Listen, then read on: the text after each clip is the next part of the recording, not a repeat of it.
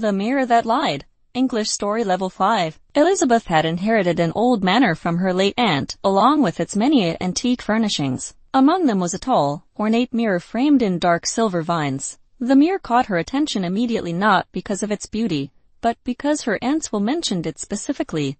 Keep the mirror covered at night. At first, Elizabeth thought the instruction was simply an odd superstition, but on her first night in the manor she forgot to cover it. As she passed the hallway, she noticed her reflection flicker, not like a trick of the light, but as though it moved a heartbeat out of sync with her. Startled, she stepped closer. Her reflection smiled before she did. Over the next few days, strange things continued to happen. The reflection sometimes lingered after she stepped away. Objects in the mirror's world appeared slightly rearranged. Once she even saw a shadow pass behind her reflection, though nothing moved behind her in the real hallway. Fearing she was losing her mind, Elizabeth tried avoiding the mirror altogether. One evening, the reflection spoke. Its voice echoed softly from the glass, calm and eerily familiar. It claimed it was not her reflection, but her mirror self, created decades ago when the mirror was forged. The mirror held alternate versions of its owner, versions shaped by choices never made and paths never taken. The mirror self insisted it only wanted freedom. It said it had lived trapped behind the glass, watching Elizabeth's world while unable to speak or move beyond her imitation.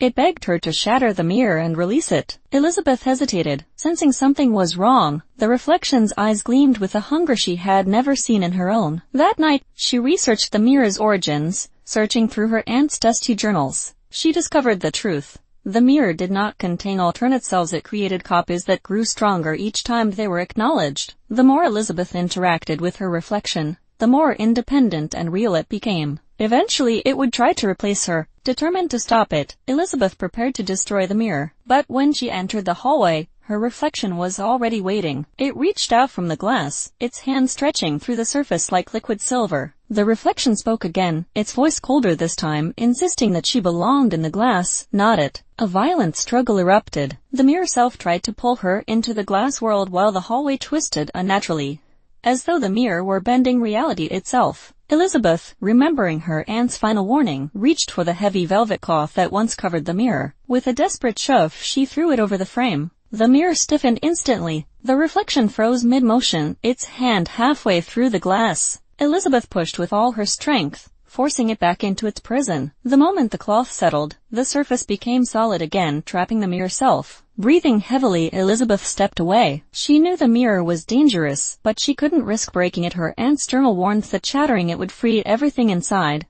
not destroy it. Instead, Elizabeth locked the mirror in the attic, sealing the door behind her. From that day on, she made sure the mirror stayed covered forever. And every so often, late at night, she heard faint scratching from the attic, reminding her that some reflection should never be seen.